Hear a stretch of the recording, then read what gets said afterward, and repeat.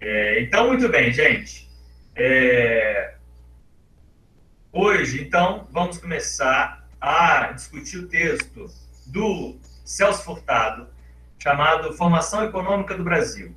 É um livro clássico do Celso Furtado e todo mundo que estuda a formação da economia do Brasil passa por esse livro, tá?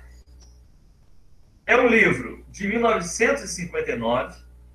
Então, é um livro que já, da publicação do livro até hoje, muita água já passou embaixo da ponte, o que significa que ele já gerou muitos debates, muitas reflexões, ele já sofreu muitas críticas, muitas defesas ao longo do tempo, mas, independentemente das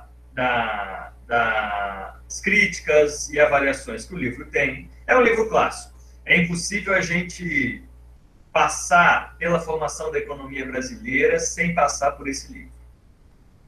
E aí, para a gente entender a motivação do autor, o Celso Furtado, ele é um autor nordestino, tá? Ele é paraibano. E o Celso Furtado, ele trabalhou durante muito tempo, no período do pós-guerra, na CEPAL. Eu não sei se vocês conhecem a CEPAL, já ouviram falar. A CEPAL é a Comissão Econômica para a América Latina. Era um órgão vinculado à ONU, a Organização das Nações Unidas. A ONU foi criada no pós-guerra. E a criação da ONU veio acompanhada logo depois da criação da CEPAL, que era um escritório da ONU para pensar políticas de desenvolvimento para a América Latina. E o Celso Furtado vai ser um dos economistas que vão integrar a CEPAL. Então, quando o Celso Furtado publica a Formação Econômica do Brasil em 59, ele já era conhecido como um pensador vinculado às ideias da CEPAL. E qual que eram as ideias dessa CEPAL? A CEPAL ela formula a tese de que o desenvolvimento da América Latina para acontecer era preciso que ocorresse a industrialização da região. Ou seja, a CEPAL ela faz uma crítica à inserção da América Latina subordinada nas relações internacionais. Ou seja, aquela inserção liberal de tipo como exportador de produtos primários, de alimentos, de matérias-primas, a CEPAL vai falar, olha, essa inserção não vai gerar desenvolvimento econômico para a região. Essa inserção vai reforçar o subdesenvolvimento da região. Então, o que seria necessário para a região se desenvolver é a industrialização. A industrialização via substituição de importações. É um tema que é o tema final do nosso curso, inclusive. Então, pois bem, é nesse espírito de defesa da industrialização que o Celso Furtado publica o livro Formação Econômica do Brasil. E percebam, para que a industrialização ocorra, é necessário duas coisas. Primeiro, uma classe dirigente disposta a levar adiante a industrialização, ou seja, a efetuar a acumulação de capitais, a efetuar investimentos na industrialização, em indústrias, e, ao mesmo tempo, o apoio estatal. A industrialização latino-americana ela teria um papel muito importante do Estado. E não é à toa que, no período do pós-guerra, a gente observa na América Latina esse movimento. Tá? E, ao mesmo tempo, o Celso Furtado ele refletia sobre os problemas do Nordeste brasileiro. E o Nordeste brasileiro, a região mais pobre do país naquele momento, e o que ele tenta fazer no seu livro é pensar, bom, por que o Brasil se tornou um país, em primeiro lugar, pobre, em média, na comparação internacional, mas dentro do país existem ilhas de prosperidade, existem regiões ricas, mas uma grande maioria do território brasileiro é marcado por uma pobreza absoluta, e especialmente a região Nordeste. E em 59 é criada, sob influência do Celso Furtado, é criada a SUDENE, a Superintendência para o Desenvolvimento do Nordeste. E, e aí, então, é no mesmo ano que o livro é publicado. Então, percebam que não é muita coincidência, tá certo? Não é um livro simplesmente um livro ali acadêmico, sem nenhum propósito político. Ele tem um propósito político. O livro tenta defender uma tese que vai ser decisiva para o que ele estava vivenciando naquele momento, final dos anos 50. E o Celso Furtado ele tem cargos no então Banco Nacional de Desenvolvimento Econômico, e o governo JK é o governo famoso pelo slogan dos 50 anos em 5. Então, é um período da nossa história econômica de muitas transformações. Então, era um período de, digamos, que a imaginação econômica e política ela estava em alta. Ou seja, as pessoas refletiam sobre o que deveria acontecer com o Brasil. E para pensar no Brasil, era preciso entender como chegamos até aqui. E essa é a tese, é isso que o livro pretende fazer.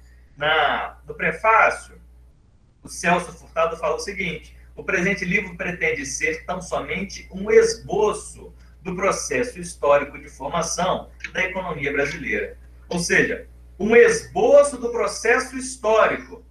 Não, ele não é um historiador, ele não está fazendo aqui uma reconstituição histórica em detalhes. Ele está apresentando um esboço do processo histórico. Ou seja, ele está mostrando as linhas gerais do nosso processo histórico. As linhas gerais vinculadas com a tese que ele esperava defender, que é a tese que defende um papel ativo da classe dirigente, das elites, que defende a industrialização, a incorporação do progresso técnico e daí em diante.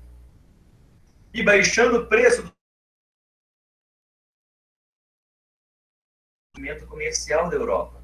Qual que é esse grande feito português que ele está mencionando aqui? É o chamado périplo africano, o contorno do continente africano e a instalação dessa nova rota comercial. Então, elimina os intermediários árabes, antecipa-se a ameaça turca, quebra o monopólio dos venezianos, ou seja, os italianos que controlavam a distribuição das mercadorias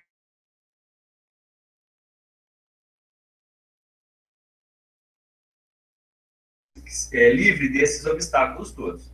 Então, isso foi de fundamental importância para o subsequente desenvolvimento comercial da Europa. E uma vez nas Américas, os colonizadores, no primeiro momento, não têm interesse em se estabelecer no território, como já conversamos na aula passada. Mas o ponto que o Celso Furtado levanta é o seguinte: a Espanha rapidamente encontra ouro e consegue e se fixa em alguns locais do imenso território americano que ela passa a dominar. Mas a conquista do ouro pela Espanha leva ao que ele chama de miragem do ouro. Ou seja, os colonizadores portugueses passam a buscar estabelecer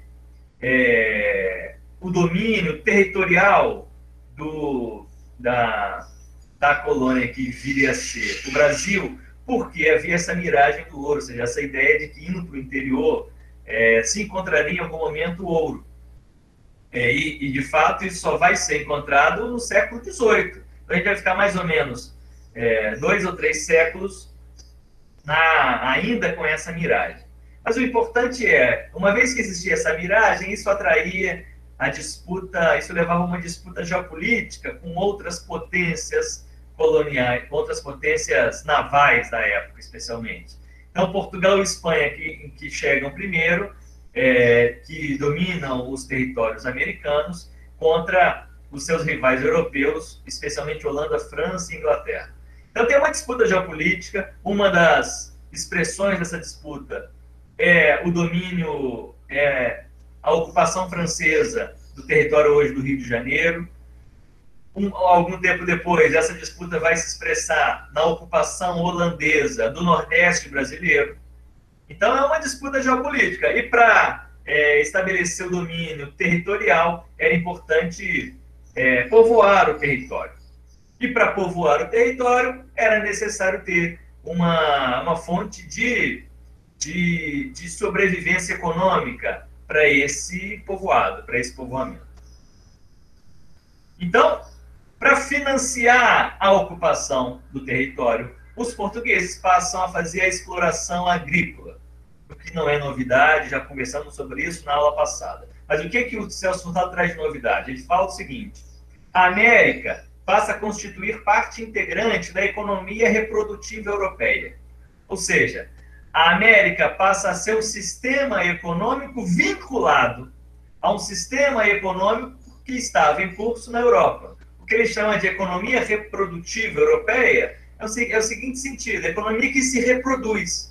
A economia que se reproduz é a economia que se perpetua ao longo do tempo.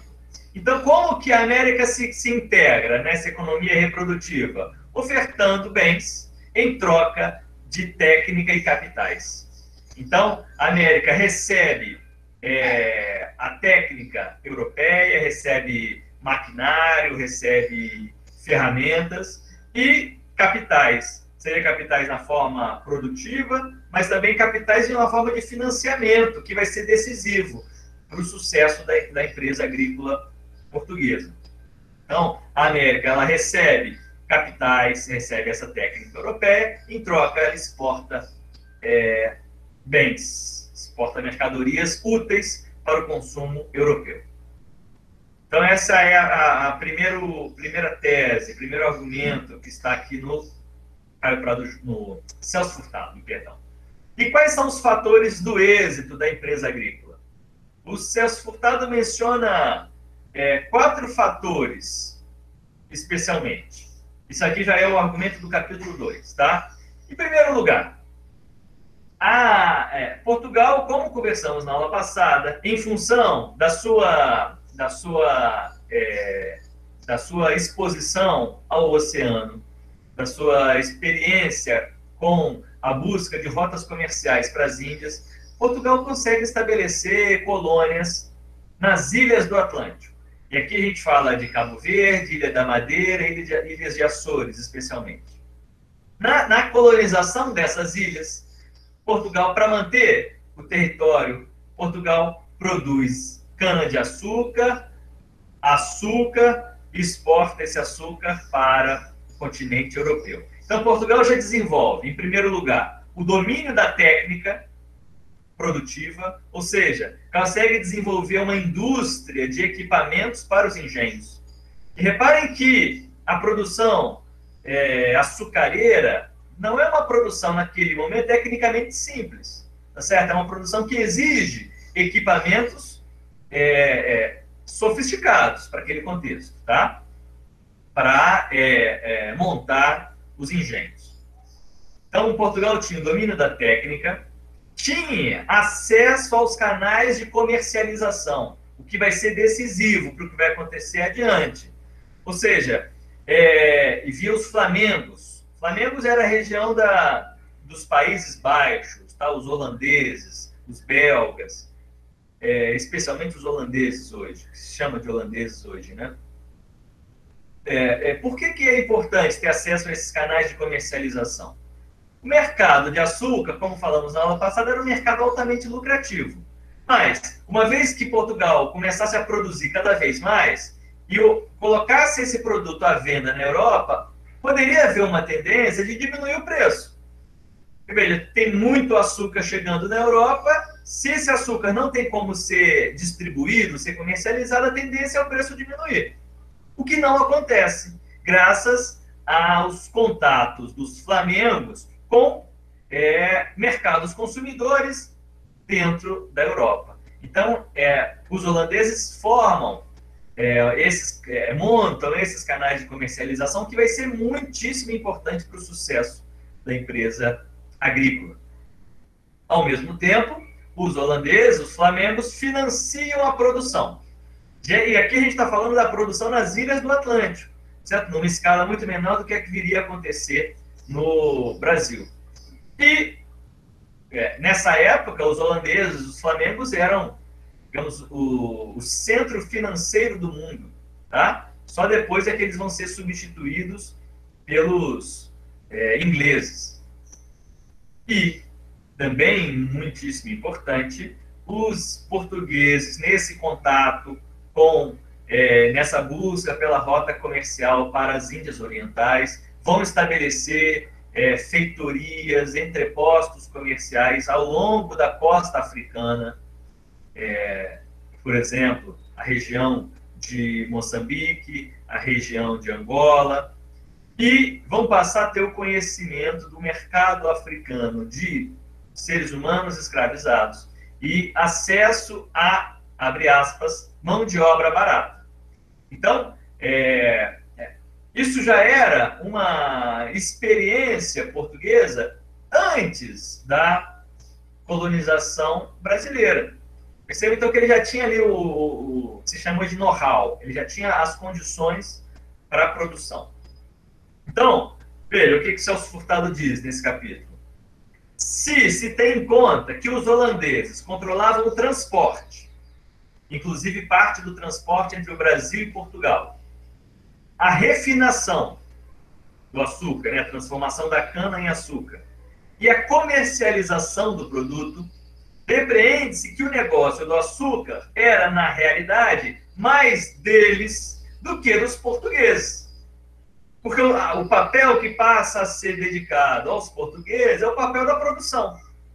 Os portugueses produzem, os portugueses têm o contato com a África e fazem o tráfico negreiro, mas os holandeses é quem faz o transporte entre o Brasil, que era um transporte caríssimo, o transporte naval entre o Brasil e Portugal, o refino e a comercialização, além do financiamento da produção.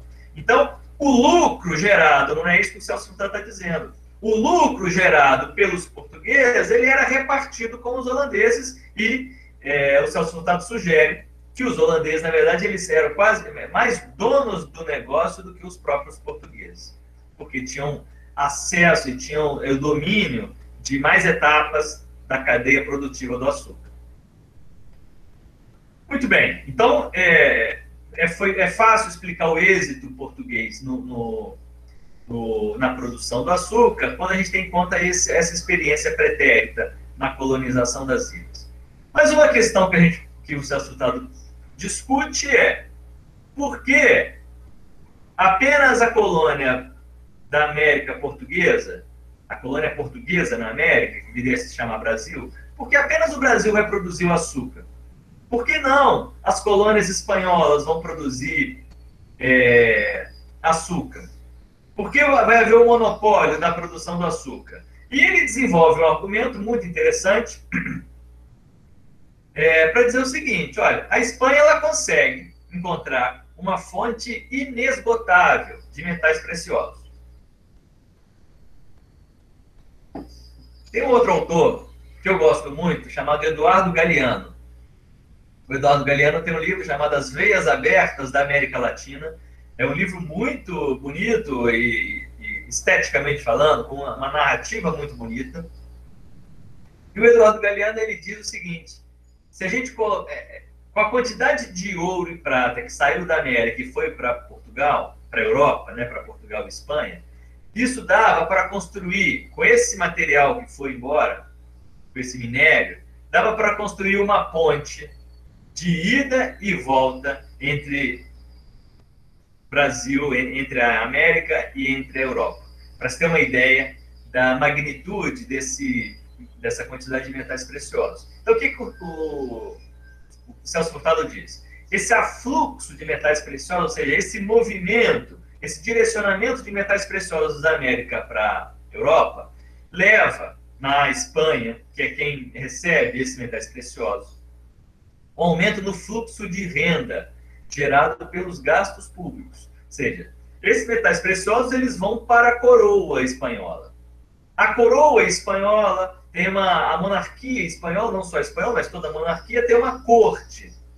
Então, ela se estabelece um fluxo de renda, estabelece uma quantidade nova de dinheiro circulando na Espanha, que não tem uma contrapartida produtiva. Ou seja, os espanhóis, especialmente vinculados ao Estado espanhol, começam a ter uma série de gastos, tem um fluxo de renda, portanto, que sai do Estado e vai para o conjunto da economia espanhola, que não tem uma contrapartida produtiva, o que leva à inflação. Ou seja, tem uma quantidade enorme, pensa, uma quantidade enorme de dinheiro. Ouro e prata é dinheiro. Tem uma quantidade enorme de dinheiro circulando. Essa circulação de dinheiro leva a um processo grande de inflação, de aumento nos preços das mercadorias. E essa inflação, por sua vez, leva a um persistente déficit na balança comercial. O que significa isso? Em primeiro lugar, a balança comercial registra as exportações e importações do país, tá? Então, balança comercial, tudo que eu exporto, tudo que eu mando para fora de mercadorias, menos tudo que eu importo. O que significa dizer que tem um persistente déficit? Tem um persistente... as importações estão persistentemente acima das exportações. Ou seja, a Espanha passa a... Como tem muito dinheiro circulando internamente, a Espanha passa a comprar mercadorias de fora para abastecer o mercado local, para abastecer os consumidores locais. Ao invés de produzir internamente e exportar, a Espanha passa a importar mercadorias de fora. Então, isso significa esse persistente déficit na balança comercial. Então, o efeito desse afluxo de metais preciosos chegando na Espanha é estimular as demais economias europeias. Perceba, ao invés de isso, estimular a economia espanhola, ao contrário, a Espanha tem o dinheiro, começa a gastar, mas esse gasto leva a um aumento de consumo interno, as pessoas querendo consumir porque tem muito dinheiro, mas vão consumir de quem? Das demais economias europeias. Então, a inflação espanhola, ela estimula as demais economias europeias que passam a produzir para atender essa demanda, para atender esse consumo que vinha da economia espanhola. E, portanto, isso leva a uma diminuição da importância dos grupos dirigentes ligados às atividades produtivas na Espanha. E quem passa a comandar, a dirigir a economia espanhola, não são a elite ligada à produção, é uma elite ligada ao comércio, ao sistema financeiro, etc., não ligado às atividades produtivas diretamente. E aqui, abro um parênteses. Lembram que eu disse que Celso Furtado está escrevendo no contexto de defesa da industrialização brasileira? De defesa da industrialização como estratégia de desenvolvimento? Isso em 1950.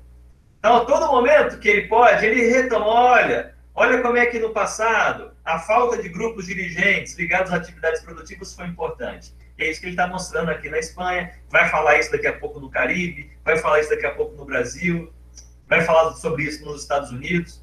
Então, eu quero que vocês prestem atenção nesse ponto, que é um ponto muito importante para o argumento do Celso Furtado. Bom, seguindo adiante.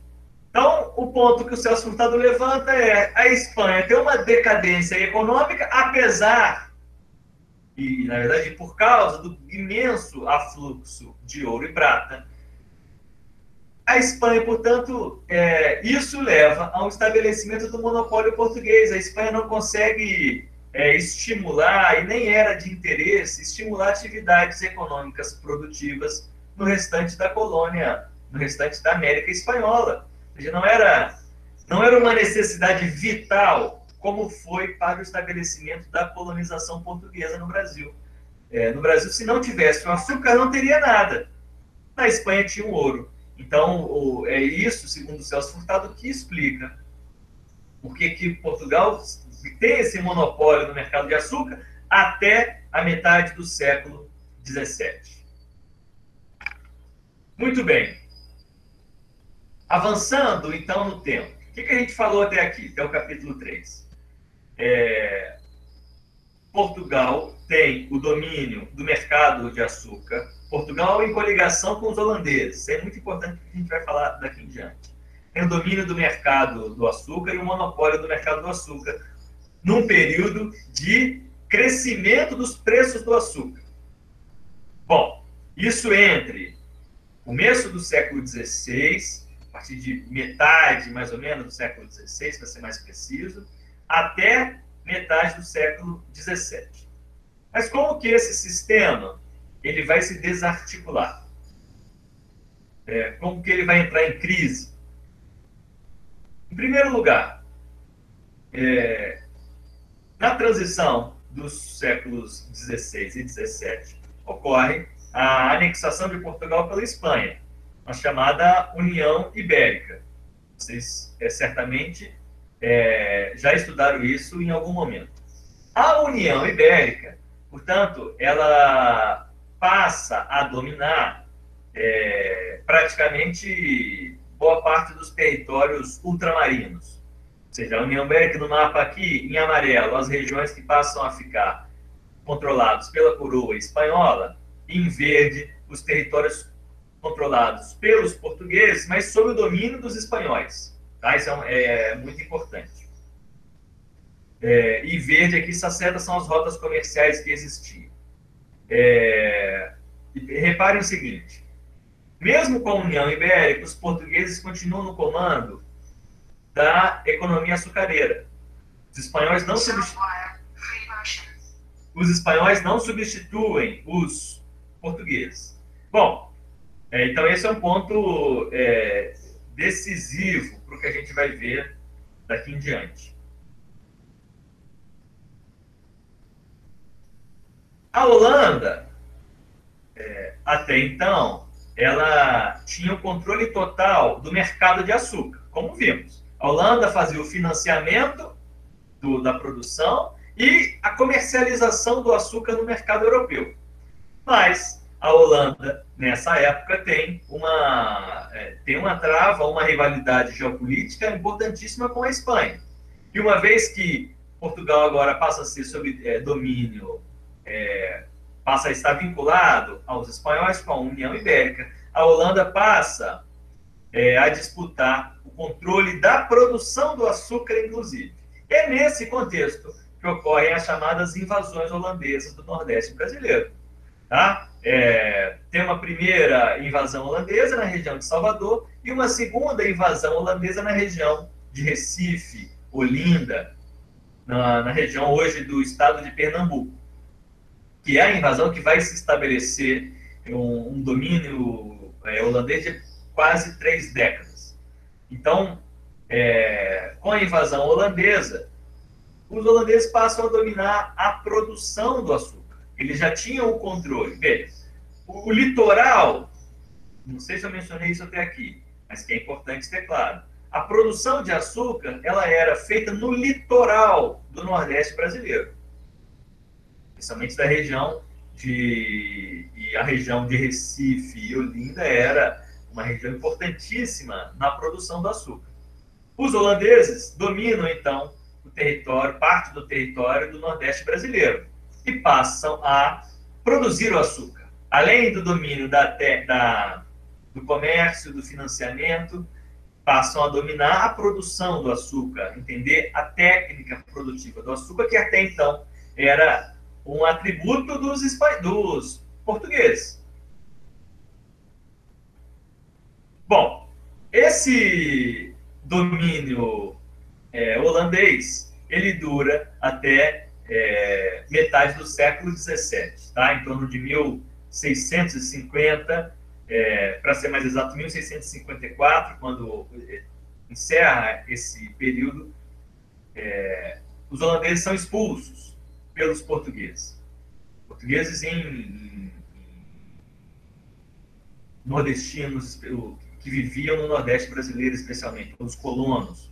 Aqui é um quadro muito famoso, chamado Batalha dos Guararapes, que é hoje na região metropolitana de Recife, que é uma batalha decisiva em que os portugueses, os colonos, inclusive nascidos no Brasil, derrotam as tropas holandesas.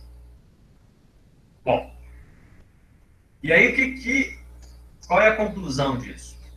Durante sua permanência no Brasil, os holandeses adquiriram o conhecimento de todos os aspectos técnicos e organizacionais da indústria açucareira. Esses conhecimentos vão constituir a base para a implantação e desenvolvimento de uma indústria concorrente, de grande escala, na região do Caribe. A partir desse momento, estaria perdido o monopólio, que nos 3/4 de século anteriores se assentara na identidade de interesse entre os produtores portugueses e os grupos financeiros holandeses, que controlavam o comércio europeu. Então, veja, nos 3/4 de século anterior, nos 75 anos anteriores,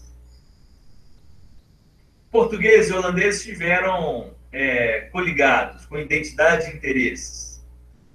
Com o domínio holandês, com a invasão holandesa do Nordeste brasileiro, os holandeses passam a ter o conhecimento dos aspectos técnicos e organizacionais. E eles não sabiam que é sobre o engenho, sobre a parte dentro da fazenda. Como que funcionava aquilo? Eles passam a conhecer com essa ocupação.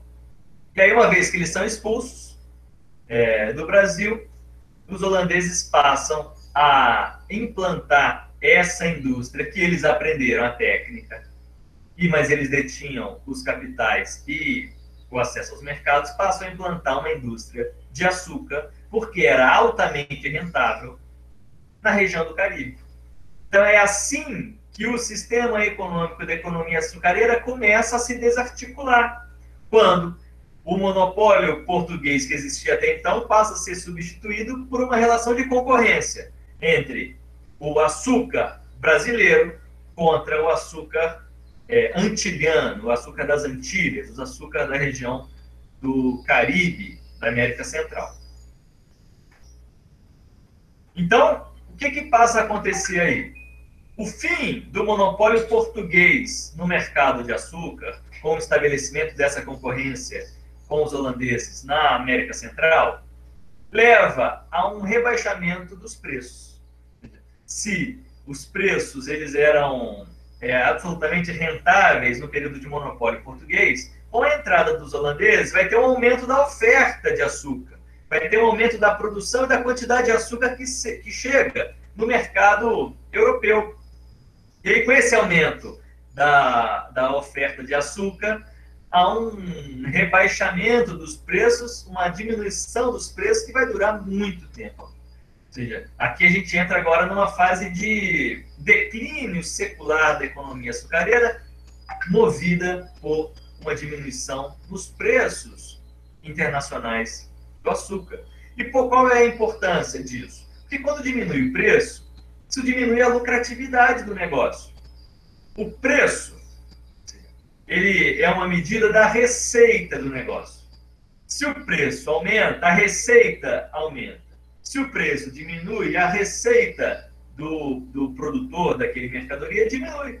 Diminuindo a receita, dado o nível de custos, que era mais ou menos estável, diminui a lucratividade, diminui o lucro, diminui a massa de dinheiro que entra no bolso dos produtores.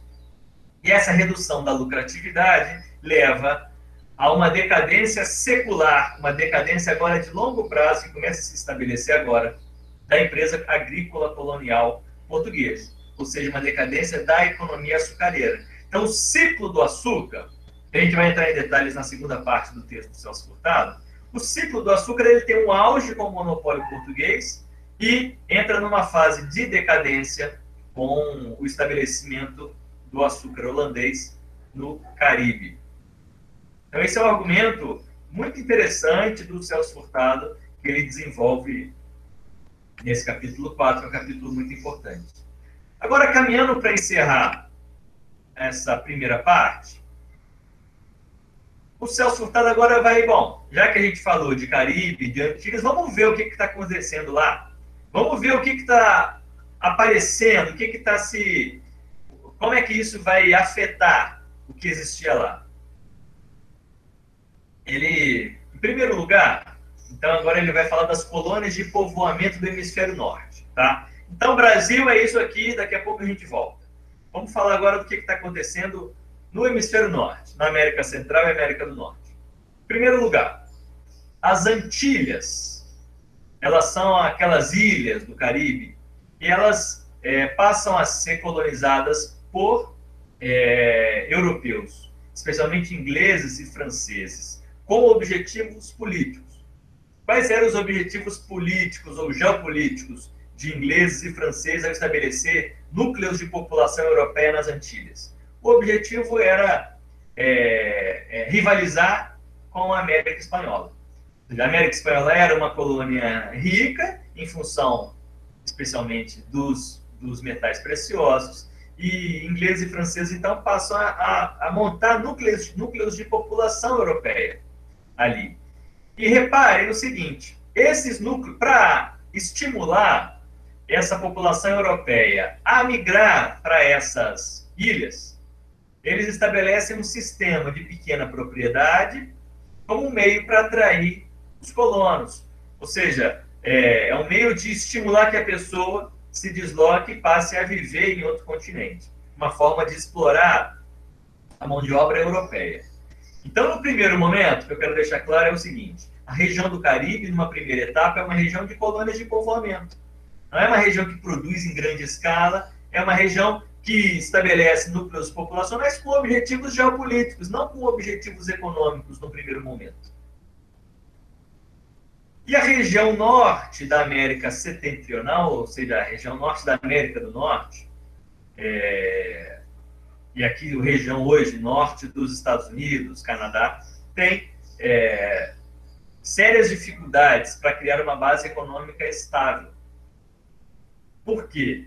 Porque eles têm dificuldade de exportar. A região da América do Norte, pelo clima, pela natureza, pela geografia, tem uma similaridade muito grande com as condições que ocorrem na Europa. Então, não tinha mercadorias produzidas na América do Norte que eram necessárias e chegavam com preço competitivo na Europa. Então, tinha uma dificuldade de exportar, o que leva a um lento desenvolvimento inicial da América do Norte. Então, esse é um aspecto muito interessante, porque isso vai se inverter, evidentemente, daqui a pouco. Mas é uma observação importante para o argumento dele. Então, o que o Celso Furtado está dizendo?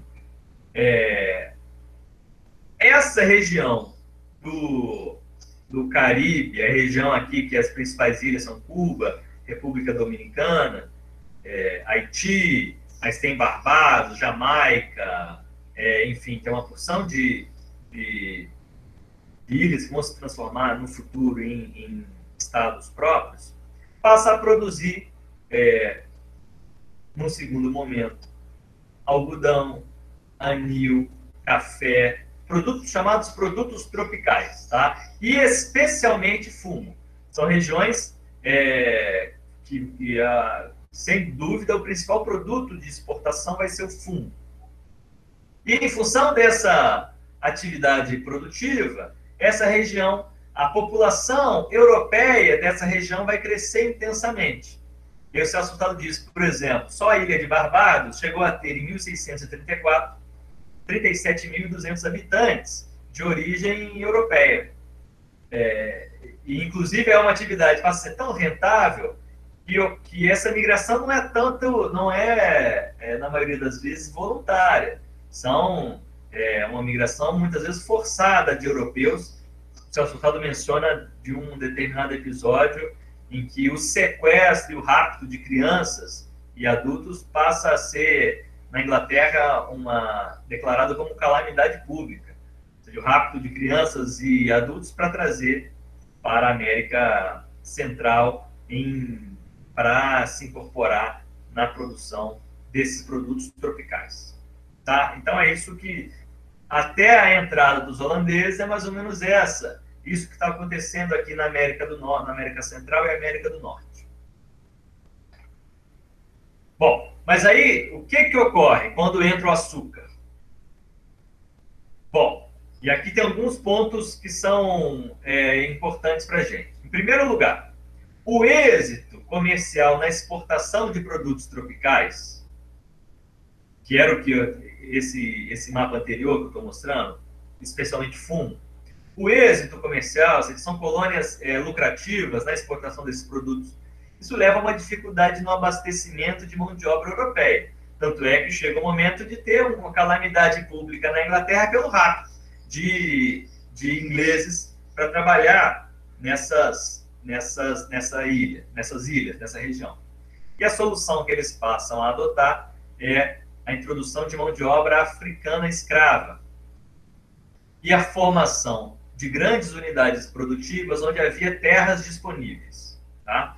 Então, na região do Caribe, onde eram ilhas relativamente pequenas e com um sistema de pequenas propriedades, não tinha muitas terras disponíveis. Mas onde havia terras disponíveis, e o Celso cita a Virgínia, no que hoje é os Estados Unidos, onde havia terras disponíveis, formam-se grandes unidades produtivas, grandes latifúndios com mão de obra escrava africana. Isso leva então, a uma concorrência dentro da produção de produtos tropicais, tá certo? Especialmente do fumo, mas também daqui a pouco do algodão. Esse aumento da concorrência ali entre essas regiões leva a uma baixa dos preços e uma dificuldade para as populações que viviam nas Antilhas. Então, as Antilhas, que as ilhas do Caribe, elas passam a viver numa situação de dificuldade econômica em função da concorrência da produção em grandes unidades produtivas, especialmente no sul dos Estados Unidos. E isso, na verdade, segundo o Celso Furtado, vem demonstrar a fragilidade de todo o sistema de colonização ensaiado naquelas regiões tropicais, ou seja, das colônias de povoamento. Mostra, olha, as colônias de povoamento eram muito frágeis, esse sistema, porque uma vez que outra região começou a produzir, essas colônias passam a não ter como sobreviver economicamente. E isso, então, essa decadência econômica das colônias de povoamento antigas são importantes para entender como que o açúcar vai penetrar rapidamente ali. Então, o que está acontecendo? Professor, Tem uma crise. desculpa te interromper, é porque teve um detalhe do último slide que eu não entendi. Perfeito, Juliana, pode falar. Pode voltar rapidinho, só para eu explicar melhor. Eu não entendi muito bem por que vai ter dificuldade no abastecimento da mão de obra europeia. Isso, para mim, foi um detalhe que passou meio perdida. Ah, tá, perfeito. Pelo seguinte, o argumento do Celso Furtado... Tá me escutando, Juliana? Então, sim, professor, tá ótimo, sim. Tá. O argumento aqui é o seguinte, tá? As Antilhas, então, começam com colônias de povoamento. Começam a produzir produtos tropicais, especialmente fumo, e começam a exportar. Isso começa a ser lucrativo. E aí, os colonos que estavam estabelecidos começam a aumentar a produção. E começam a expandir as colônias ali, produzindo cada vez mais. Só que para produzir mais, era preciso de mão de obra. E a mão de obra ali era relativamente escassa para aquelas necessidades. Então, era uma população que chega para uma necessidade, mas depois, com o aumento, na medida em que essa economia vai ter um sucesso, ela vai se expandindo. E vai se expandindo e vai precisando de mão de obra. Mas é isso que é o difícil. E daí que vem o rapto de trabalhadores europeus, enfim, de seres humanos europeus e outros movimentos. Tá certo? Então, essa dificuldade de abastecimento é um resultado da necessidade das Antilhas de produzir mais, tá? De expandir a produção, fazer mais investimentos, etc. Tá certo? Entendi, professor. Obrigada. Por nada. Espero que tenha... Sim. Posso tirar uma dúvida em cima da dela? Gabriela. Claro. Por que, então, a mão de obra escrava não foi inserida nas Antilhas? E sim na cultura dos Estados Unidos, né? Tá. Pelo seguinte, na região das Antilhas, você tem um sistema de pequenos produtores. Então, para atrair, no primeira etapa, esse é o argumento do Celso Furtado, para atrair o colono europeu, para montar a colônia de povoamento com objetivos geopolíticos, você dividiu a terra em vários pequenos pedaços. Então, cada colono europeu fica com uma determinada terra pequena, relativamente. Esse sistema de pequenas propriedades faz com que cada um tenha uma, digamos, não seja tão rico quanto, por exemplo, o colono português que vem para o Brasil. Então, ele não é um colono de tantas posses, capaz de implementar um comércio de escravos com a África, que é um comércio que exige um investimento alto. Então, num primeiro momento, nesse momento que a gente está falando, é difícil para esses colonos europeus ter acesso ao mercado africano de escravos. Então, era mais fácil para eles atraírem mão de obra europeu.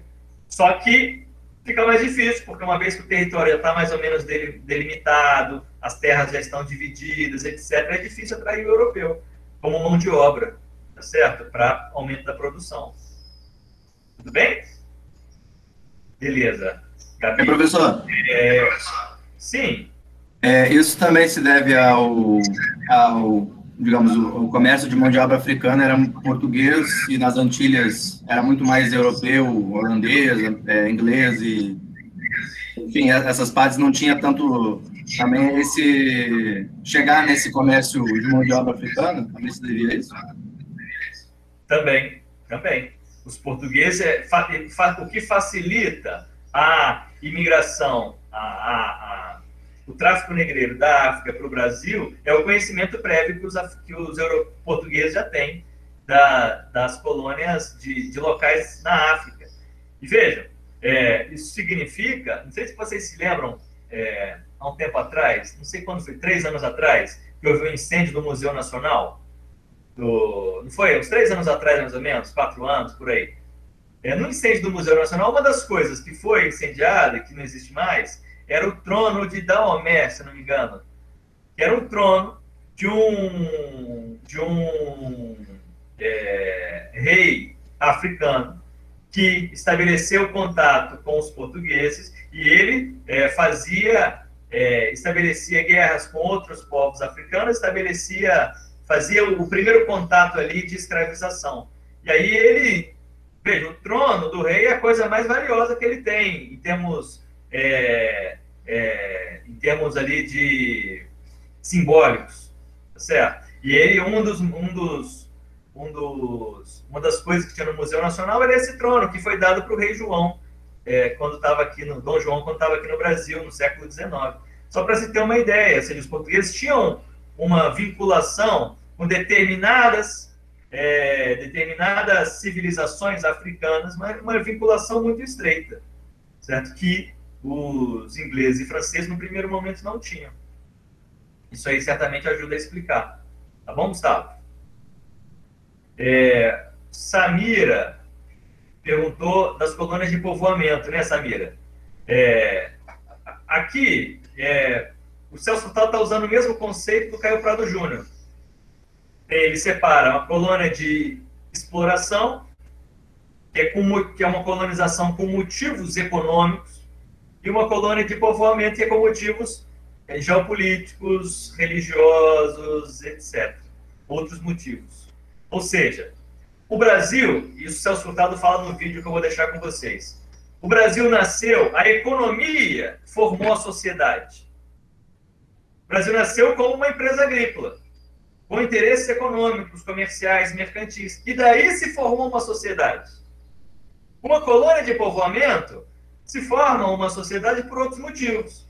Pode ser uma expulsão de religiosos, pode ser, enfim, um motivo geopolítico de tentar montar ali um povoado para, no futuro, rivalizar com outro estado e daí em diante. Então, a colônia de povoamento é essa. É a que nasce sem o motivo econômico no primeiro lugar.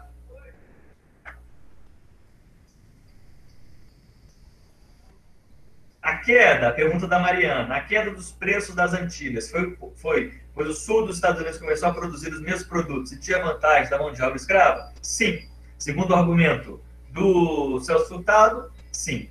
Tá? Não só mão de obra escrava, mas a produção em grandes unidades produtivas, tá? Com mão de obra escrava. Então, e o que vai ajudar a entender a conformação do sul dos Estados Unidos, tá certo? Que é um sul escravocrata, durante boa parte da história dos Estados Unidos.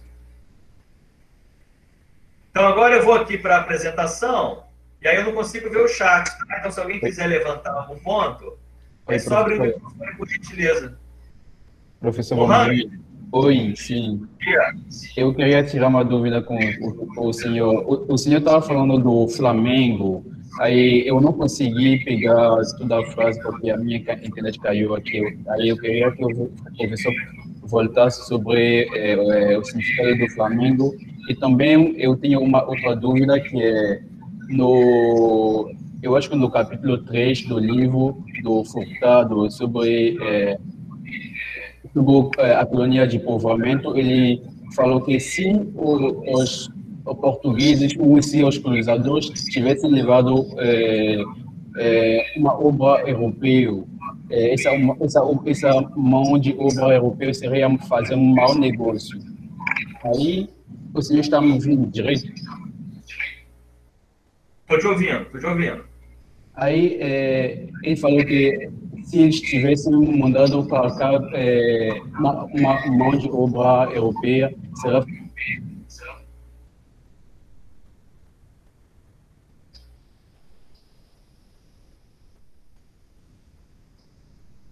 Agora cortou. mandar europeus para trabalhar, mandar europeus para desenvolver, esse negócio seria fazer um mau negócio nesse sentido aí. Aí eu quis fazer essa pergunta para o senhor, talvez para ter uma resposta, né?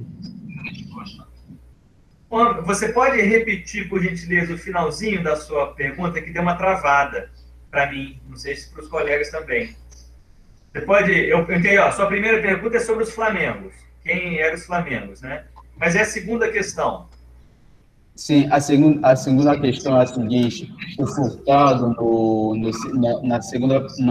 livro, no capítulo 3, ele fala assim, que se os portugueses tivessem levado para cá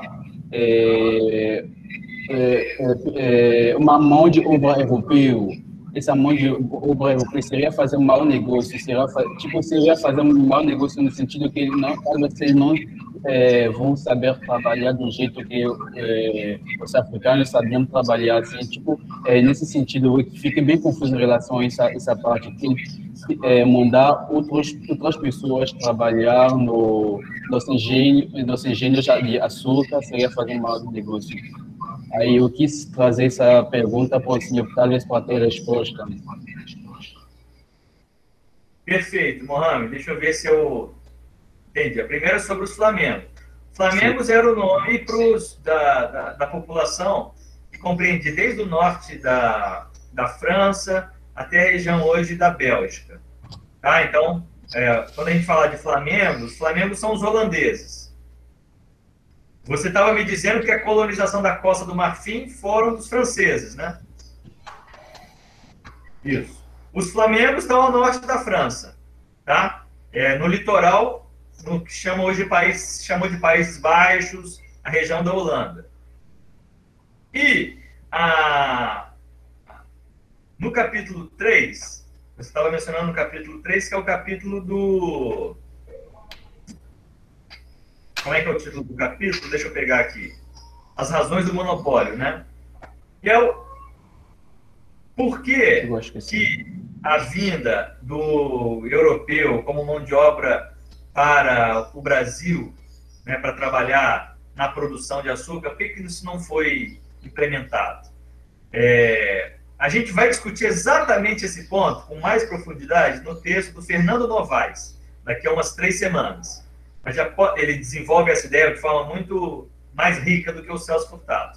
Mas o que está no Celso Furtado? A seguinte ideia: a produção, o trabalho produtivo ali, trabalho braçal na produção, era um trabalho, além de ser extenuante, era um trabalho que não havia portugueses dispostos a fazer esse tipo de trabalho. Ou seja, então, os portugueses que vinham para o Brasil são os portugueses que vinham para implementar os engenhos, ou, no máximo, para se estabelecer em posições intermediárias na produção, mas não para trabalhar como mão de obra para outros portugueses.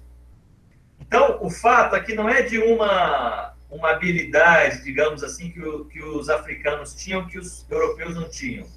é a facilidade para os portugueses do rapto e do sequestro de africanos para fazer esse trabalho sujo. Esse trabalho braçal. Trabalho sujo não é uma boa expressão, tá? É um trabalho braçal. É disso que se trata. Não é por uma, digamos, uma vocação ao trabalho que eles viam nos africanos e não viam nos europeus. É porque não tinha europeu disposto a vir voluntariamente para cá. E aí era muito mais fácil ter uma justificativa para a escravização africana, que era uma justificativa, inclusive, religiosa. Bom, eu estou escravizando aqui com o apoio e com a anuência da Igreja Católica, porque eu estou julgando que os africanos eles são seres humanos inferiores aos europeus. É disso que se trata. Inclusive, tem todo um debate religioso sobre isso, né? Que a Igreja Católica via a questão de Caim e Abel, né? Aquela confusão toda, a descendência africana, etc. O que hoje a gente sabe que não existe. Mas era, digamos, a narrativa que justificava moralmente a escravização. Então, era fácil justificar moralmente a escravização africana, mas não era fácil, por exemplo, você raptar, igual o Celso Furtado menciona nesse capítulo 6, raptar ingleses, por exemplo. Ocorreu isso, mas isso não tinha uma justificativa moral para isso. Ao contrário da escravização africana, que havia uma justificativa moral, uma justificativa, bom, tudo bem, tá certo? A pessoa podia fazer isso e comprar escravos e dormia com a cabeça tranquila, porque se convencia de que não tinha problema nenhum fazer isso. Enfim, não sei se foi bem isso que você tocou, mas eu aproveitei a sua pergunta para tratar de outros temas que eu não tinha tratado antes. Tudo bem, Mohamed? Quer levantar mais algum ponto que eu não falei? Não, tudo perfeito, professor. Obrigado. Perfeito, meu caro. João Paulo? Professor, só um complemento, né, para essa situação também, que seria a escala de pessoas que eram necessárias para movimentar essa indústria, né? Mesmo que houvesse uma justificativa moral para raptar esses europeus, a demanda por pessoas era enorme, né? E, assim, mesmo que fossem pessoas aptas ao trabalho, o trabalho exigido, no caso, era um trabalho escravo, não poderia ser um trabalho livre, assalariado nessa época. Então, necessariamente, seria uma máquina de moer pessoas. Então, imaginei que você teria que escravizar um país inteiro europeu, praticamente, para manter essa empresa agrícola. Isso. Você tem razão, João Paulo. E nesse texto que eu mencionei do Fernando Novaes, ele discute por que era impossível montar um trabalho assalariado aqui no Brasil, né? Por que era impossível pagar salários para as pessoas ao invés de escravizar? Porque a escravização acabou sendo o resultado histórico. A pergunta da Gabriela, né, sobre não seria favorável para a Holanda se ela parasse de refinar e comercializar o açúcar de Portugal? Essa é uma questão importante que me permite falar com vocês o seguinte. Quando a gente fala aqui de Holanda fez isso, Portugal fez aquilo, França fez aquilo, Espanha fez aquilo, a gente tem uma tendência de pensar nisso como uma coisa bem combinada, uma coisa única, etc. Mas, na verdade, quando a gente fala aqui da Holanda fez isso, são capitalistas holandeses que estão fazendo isso individualmente. São colonos portugueses individualmente que produzem coisas e vendem para um comerciante holandês que vai revender isso na Europa. O que eu estou querendo dizer com isso? Existe uma certa...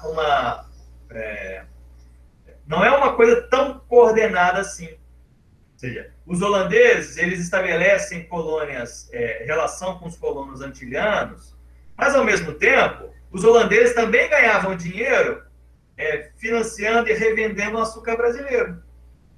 Porque não é o mesmo, não é um governo fazendo esse movimento. São indivíduos privados fazendo esse movimento. E que não tem uma coordenação tão grande assim. Então, desse seu ponto de vista, bom, até poderia ser. Mas vamos pensar assim, se os holandeses param de fazer o comércio, os portugueses, uma hora, iam estabelecer comércio, iam buscar locais que os holandeses vendiam, e estabelecer uma rivalidade entre eles. Então, não seria tão fácil assim, digamos assim. Tá bom, Gabriela? E sua pergunta me permitiu falar esse ponto que é importante, tá? Quando a gente fala que o Portugal fez, os espanhóis fizeram isso, não é uma coisa tão coordenada assim. Embora possam haver legislações que proíbam, estimulem determinadas coisas e formem um comportamento coletivo. Mas o comportamento aquele é individual, ele é privado. E eu não tenho um controle muito preciso, tá, das ações individuais. Então, isso é uma coisa importante aqui. Mas alguém quer aproveitar e trazer alguma questão? Bom. Professor, então, escuta. Estou escutando. Eu fiquei com uma dúvida quando o senhor falou no capítulo 4 sobre a questão da União Ibérica. O senhor falou que, mesmo havendo a União Ibérica, Portugal continuou no comando da economia açucareira aqui no Brasil. Mas só que a rivalidade que existia era a rivalidade entre os holandeses e os espanhóis, não necessariamente os holandeses e os portugueses. Então, eu não entendi o porquê que os holandeses invadiram o Nordeste brasileiro, sendo que era Portugal que continuou com o comando da economia açucareira, e não os espanhóis. Eu não sei se eu entendi errado, mas eu fiquei um pouco confusa nessa parte. Não, você não entendeu errado, não. É isso mesmo. Ele tinha uma rivalidade espanhóis e holandeses. Estava ocorrendo uma guerra, inclusive, uma insurreição holandesa contra o domínio dos espanhóis na Europa continental. Isso é uma coisa. Então, tinha uma rivalidade geopolítica.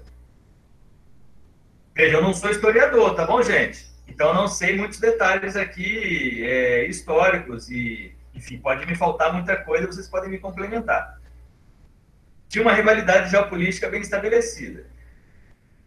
Ocorre a União Ibérica, a Espanha controla Portugal. A produção do açúcar no Nordeste brasileiro continua sendo feita pelos portugueses. Significa o seguinte, os espanhóis resolvem não colocar governadores espanhóis aqui. Os portugueses continuam. Mas, mesmo que os portugueses estejam aqui no comando aqui local, Portugal está sob domínio espanhol. Então, formalmente, Portugal e Espanha passam a ser a mesma coisa. Então, embora quem esteja aqui tocando as atividades sejam portugueses, eles fazem parte de uma União Ibérica. Eles fazem parte de agora, eles estão sob o comando do rei Filipe II, se eu não me engano, que é um rei espanhol. Então, embora os portugueses estejam aqui na labuta do dia a dia, a colônia ela passa a ser compartilhada com os espanhóis. Então, é isso que estimula as invasões holandesas. Quero aproveitar que eu falei desse ponto, eu quero compartilhar, recomendar a vocês, quem quiser se aprofundar nessas questões, tem um curso de um colega, ele é professor de História Colonial na Unirio, só de História do Brasil Colônia, ele tem 60, um semestre para falar só de Brasil Colônia. E ele deu esse curso, colocou todo no YouTube, as aulas expositivas que ele deu. Então tem a parte da economia, essa parte da disputa geopolítica, etc. Eu vou recomendar, vou colocar para vocês no WhatsApp o link do canal desse professor, que quem quiser se aprofundar, porque eu não tenho esse domínio, mas eu posso deixar vocês, é um professor de extrema qualidade que fez ótimas aulas sobre vários desses pontos. Tá? Inclusive, vocês, quem quiser assistir, pode trazer feedback para mim, do que pode complementar o que a gente está falando aqui. Vou deixar para vocês a referência. O nome dele é Thiago Krause, mas eu deixo a referência no grupo de WhatsApp, eu ponho também no Google Sala de Aula. Tá bom? Beleza. Tudo bem, Gabriela? Sim, tudo bem, obrigada. Beleza. É uma das vantagens desse período remoto, se é que tem vantagem, uma delas é essa, né? A gente passa a ter acesso a coisas que até então não tinha. Então, esse curso é muito interessante. E vários outros colegas estão fazendo coisas como essa. Inclusive, eu estou compartilhando as minhas aulas no YouTube, deixando público, como eu falei com vocês, né? porque pode ter gente interessada nesses assuntos, e aí se entrar lá e achar interessante, é mais conhecimento sendo produzido. Certo? Então por isso que eu estou pedindo para quem aparecer no vídeo, dar a autorização expressa para participar do vídeo, tá? Não vou publicar sem a autorização de vocês. Bom, então seguindo, gente. Passamos por aqui, estávamos aqui. E aí, se tiverem questões, podem trazendo, hein? Mas agora eu deixo de ler vocês. Então, a gente tem, com a concorrência, com essas unidades produtivas maiores, estabelecidas na América do Norte, uma crise da colonização antiliana. Ao mesmo tempo, então, veja, uma decadência econômica nas Antilhas. Ao mesmo tempo, os holandeses são expulsos do Brasil. E aí, dá um match. Tem, de um lado, colônias em decadência, por outro lado, holandeses com domínio agora da técnica, domínio da organização da produção, do financiamento, do mercado. E aí, os holandeses passam a produzir o açúcar nas Antilhas. Senhores da técnica de produção e muito provavelmente aparelhados para a fabricação de equipamentos para a indústria açucareira, os holandeses se empenharam firmemente em criar, fora do Brasil, o importante núcleo produtor de açúcar, em colaboração com os colonos locais. Então, o que os holandeses fazem? Eles não vão dominar territorialmente as ilhas do Caribe. Eles vão estabelecer colaboração com ingleses e franceses. Eles não vão precisar dominar o território. Eles vão, olha, você está disposto a produzir açúcar na quantidade tal, eu faço a revenda, etc. Então, montaram uma colaboração com os colonos locais para produzir açúcar. Constituíram nas ilhas, e aqui nas ilhas do Caribe, poderosos grupos financeiros que controlavam grandes quantidades de terras e possuíam engenhos açucareiros de grandes proporções. Ora, o que passa a acontecer a partir daqui? Então, passam a se estabelecer o controle de, segundo Furtado, poderosos grupos financeiros que controlam grande quantidade de terra e começam a montar numerosos engenhos açucareiros. E, a partir daí, com o acesso a esse capital, começa a ter um aumento vertiginoso da população negra, da população escravizada vinda da África e a redução da população branca, relativamente ao aumento da população negra. Não é coincidência, gente, que o único caso de independência na América Latina que veio de baixo para cima foi numa ilha do Caribe, o Haiti. O Haiti vai ser a primeira revolução negra na história da América. Primeira e única. Uma revolução, uma insurreição que começa com a população escravizada, se revolta contra o domínio dos colonos franceses e fazem uma revolução e declaram independência nacional no Haiti. Isso no final do século XVIII. Mas não é à toa, certo? É porque eram regiões em que se estabeleceu, de fato, uma intensa população escravizada, e que foi gerando revoltas na medida que esse sistema passa a entrar em crise. Então, vejam, o sucesso da economia açucareira nas Antilhas, e perceba o seguinte, as Antilhas, elas estão muito mais próximas da Europa do que o Brasil. Então, o custo do frete das Antilhas para a Europa é menor do que o custo do frete do Brasil para a Europa. Então, isso é um outro fator, além do conhecimento técnico, acesso a financiamento, mão de obra, etc., a proximidade geográfica. Então, com a economia açucareira bombando nas ilhas do Caribe, isso leva a uma concentração da produção. Ou seja, aquelas pequenas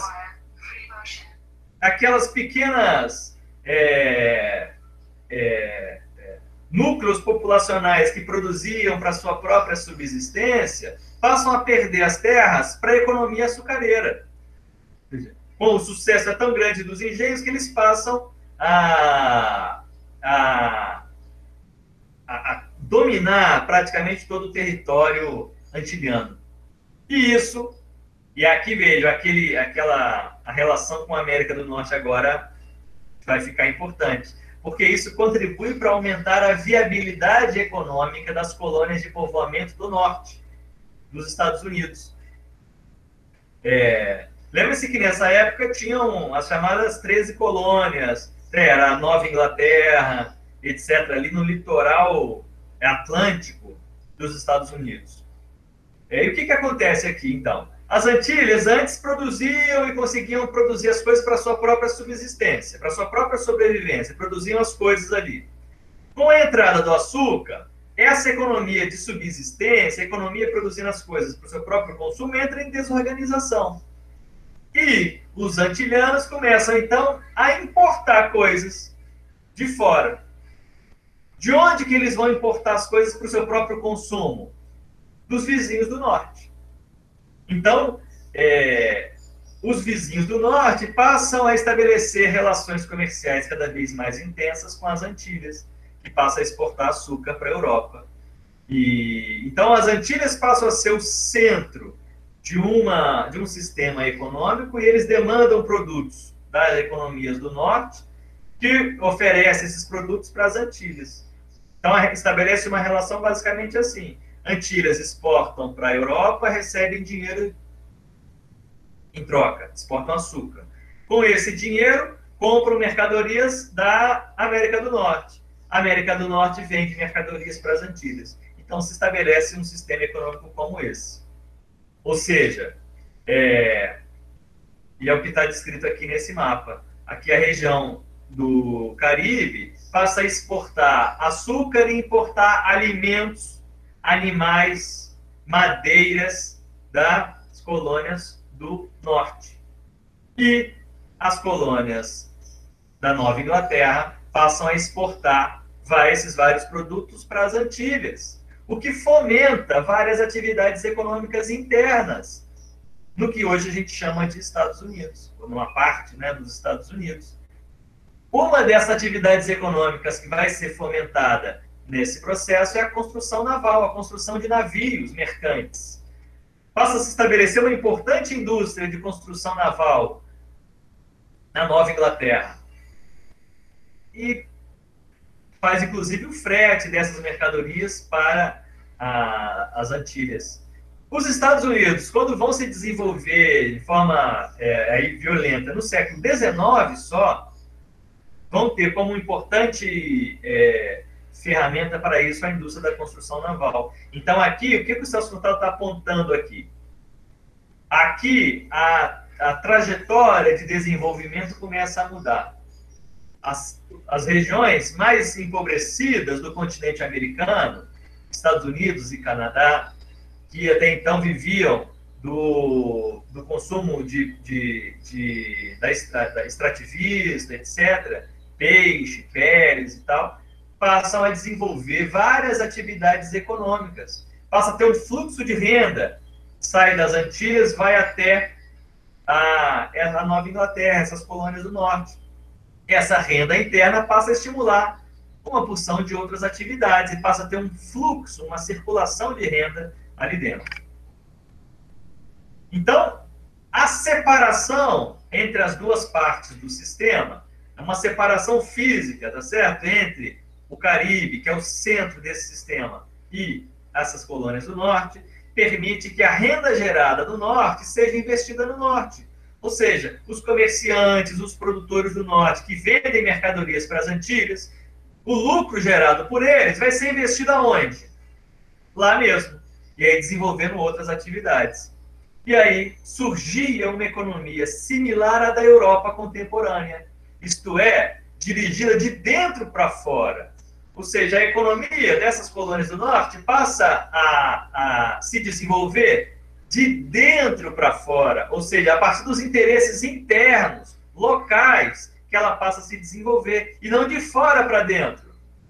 E como que as Antilhas passam a se desenvolver? De fora para dentro, ou seja, é um estímulo que vem da Europa, compra o açúcar, gera uma renda ali dentro, de fora para dentro. A América Portuguesa, de fora para dentro. É o estímulo que vem da Europa, a demanda pelo açúcar, que gera atividade econômica interna. Ao contrário da América do Norte, em que, embora exista uma demanda vinda das Antilhas, mas a renda gerada fica ali dentro. A renda não é drenada de volta para outro lugar. A renda fica ali dentro. Então, isso é muito importante para o desenvolvimento subsequente, desenvolvimento posterior dessa região. E aqui embora a imagem esteja péssima, é um exemplo de um estaleiro, tá? Na Nova Inglaterra, aí por volta do século XVIII, se eu não me engano, tá? Não anotei aqui, mas creio que sim. É certo? Estaleiro, a produção de navios que atendiam especialmente o comércio com as Antilhas. Ao contrário do que ocorria, eu estou encerrando, tá, gente? Daqui a pouquinho. Ao contrário do que ocorria nas colônias de grandes plantações, em que parte substancial dos gastos de consumo estava concentrada numa reduzida classe de proprietários e se satisfazia com importações, nas colônias do norte dos Estados Unidos, os gastos de consumo se distribuíam pelo conjunto da população, sendo relativamente grande o mercado dos objetos de uso comum. O que Celso Furtado está dizendo nessa primeira passagem? No Brasil, vamos pegar o caso do Brasil. Os proprietários, os dirigentes da economia, exportavam açúcar. Recebiam dinheiro por esse açúcar. O que eles faziam com esse dinheiro que recebiam? Importavam bens de consumo da Europa. A gente vai desenvolver isso na parte seguinte. Importavam bens de consumo da Europa. Então, a renda da economia açucareira voltava para a Europa. Nos Estados Unidos, Celso Furtado disse que ocorre o contrário. Essa classe de proprietários, ela recebe uma renda vinda de fora, no caso das Antilhas, mas ela consome isso internamente e não consome no exterior. Então, isso gera uma diferença de comportamento dos grupos sociais dominantes. Ou seja, a elite brasileira e caribenha, a classe dirigente, passa a ter um comportamento distinto estadunidenses. E aí, o que isso vai gerar? Por exemplo, um sentimento de nação. No Brasil, ninguém se entendia como brasileiro. Não havia um sentimento de nação, não havia um sentimento de unidade. Não havia... Por quê? Porque o rumo do conjunto da população não interessava para a classe dirigente. Ao contrário do que ocorria nos Estados Unidos, segundo o Celso Furtado. Ou seja, a classe dirigente estava vinculada com o que ocorria no conjunto da população. Ou seja, a renda que a classe dirigente recebia se drenava na forma de demanda por vários tipos de itens. Havia órgãos políticos capazes de interpretar seus verdadeiros interesses e não apenas de refletir as ocorrências do centro econômico dominante. Ou seja, como tinha essa elite com algum sentimento de unidade, de nacional, ela se estabeleceu um órgão político que era capaz de interpretar esses interesses internos. Ao contrário do que ocorria, por exemplo, no Brasil, em que não criamos órgãos políticos que refletiam o que ocorria internamente. O órgão político aqui apenas refletia o que vinha do centro dominante. Então, essa é uma tese, que o Celso vai voltar a ela adiante, mas é uma tese importante. Lembra que eu falei que o livro ele foi feito em 59, no período de industrialização, em que era preciso uma classe dirigente, um Estado, um órgão político que impulsionasse o processo de industrialização e de desenvolvimento? E ele está fazendo essa marcação aqui mais uma vez. Assim como ele fez na Espanha, no século XVII, ele está fazendo aqui nos Estados Unidos, nas colônias do Norte. Como que isso já gera um embrião de um processo de desenvolvimento que vai explodir no século XIX. E só para encerrar, então,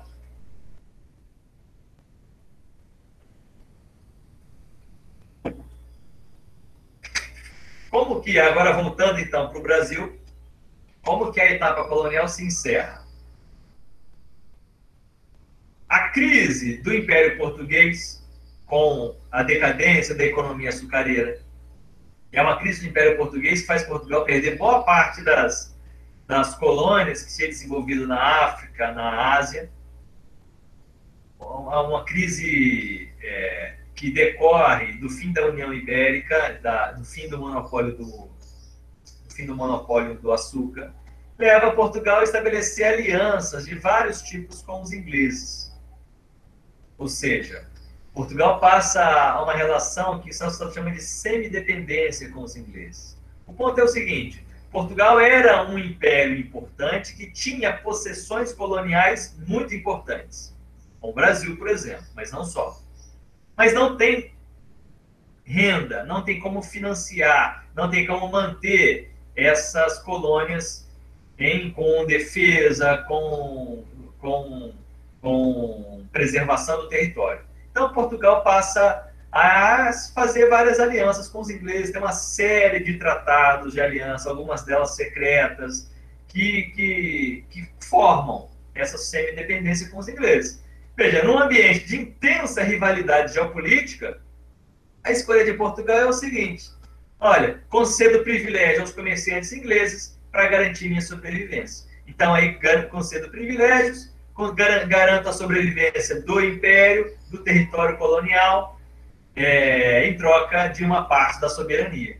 Então, esses privilégios incluíam uma porção de coisas, como, por exemplo, o direito de extraterritorialidade.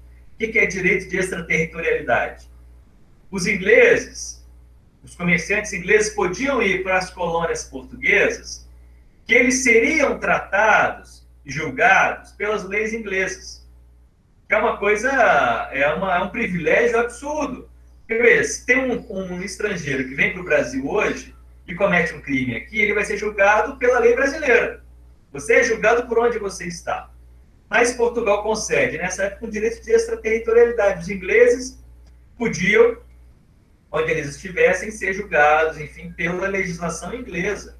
O que era uma forma de dar segurança jurídica para o estabelecimento de relações econômicas e comerciais com os ingleses.